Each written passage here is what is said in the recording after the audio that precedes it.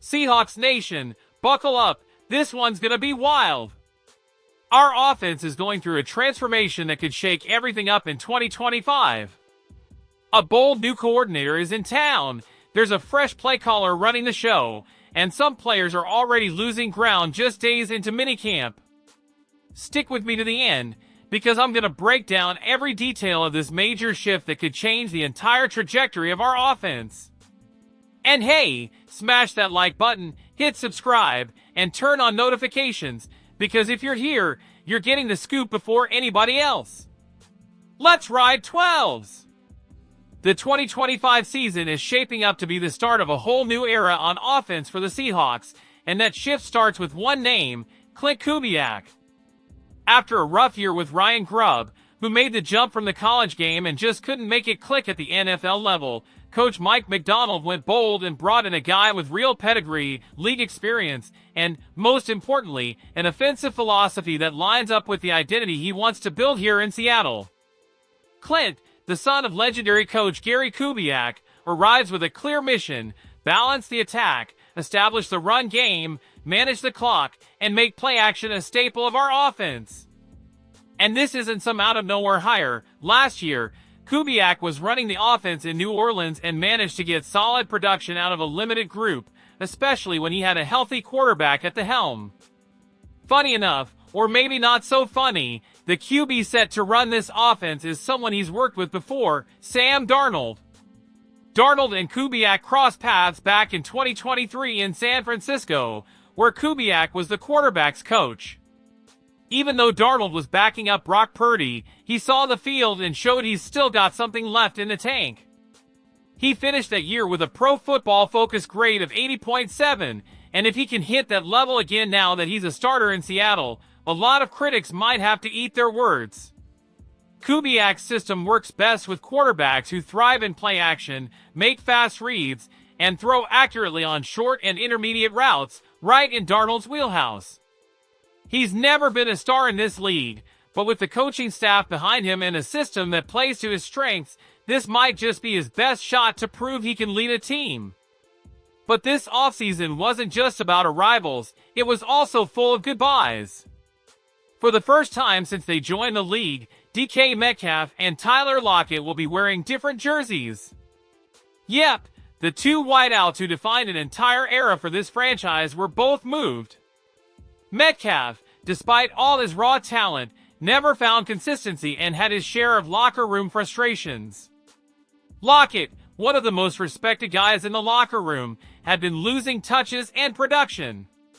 In their place, none other than Cooper Kupp, the guy who won the receiving Triple Crown in 2021, Super Bowl MVP with the Rams, and now comes back to the Pacific Northwest looking to revive his career. The big question is, can his body hold up? Kupp has had his fair share of injuries and has missed a lot of games over the last few years. But with Metcalf gone, he's being brought in to be the new go-to guy in the passing game. He's expected to take on that leadership role, especially with guys like Jackson Smith-Njigba still developing. If Kupp stays healthy, his chemistry with Darnold could be solid inside Kubiak's scheme, which favors sharp, smart route runners, exactly what Kupp is. But if the injuries keep piling up, our offense might lose its primary safety valve. That would put even more pressure on the ground game, and that spotlight lands squarely on a name every 12 knows well, Kenneth Walker III. Walker's always been a guy with serious talent. He burst onto the scene in 2022, ran for over 1,000 yards as a rookie, and looked like the next big thing. But things have been sliding since. He missed 2 games in 2023, 6 in 2024. And even when he played, the production wasn't there, just 3.7 yards per carry, hesitation in key moments, and that trademark explosiveness seemed to vanish.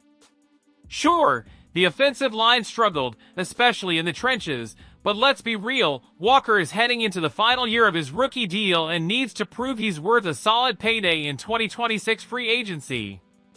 The early reports from minicamp aren't helping his case either.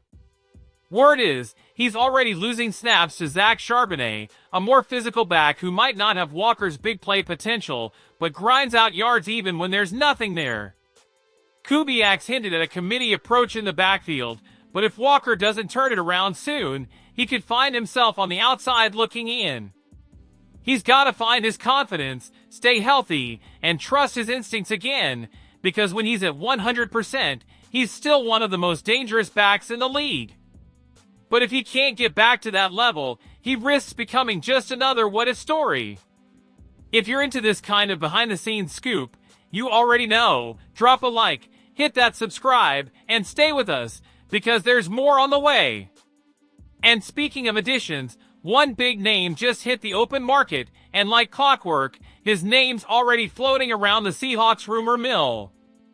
I'm talking about linebacker Jermaine Pratt, who was just released by the Cincinnati Bengals.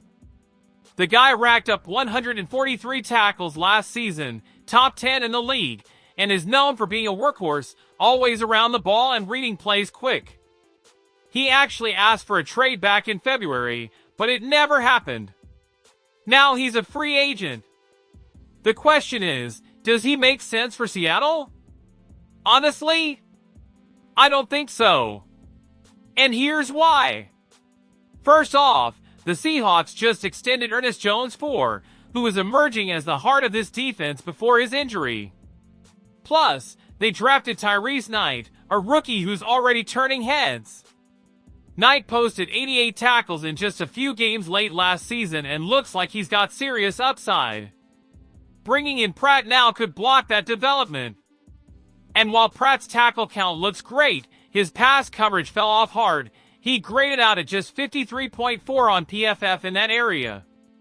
That's a red flag in a McDonald defense, which is all about versatility and zone coverage. If a linebacker is even a step late, the whole thing falls apart. And let's be real, Pratt probably isn't signing up to be a backup. He wants to start. So even though the name is flashy, I just don't see the fit.